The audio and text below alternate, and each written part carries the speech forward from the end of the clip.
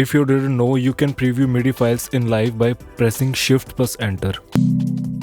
By default, we have this boring sine wave sound. You can change the sound. Here is how. Go to this location. Here you will see these three files. Live uses this patch to play MIDI files. Here we have this .adv preset. You can replace this preset with any other preset and just rename it to MIDIPreHear, and Ableton Live will use this file to play the MIDI files. Let me show you how. For this purpose, we are going to use this patch called Grand Piano Single. Just load it and save it. Press don't copy.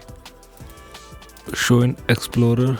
Just copy this file and paste into this location. Rename this file as backup in case you ever need this file, and just replace this name. Now we got this.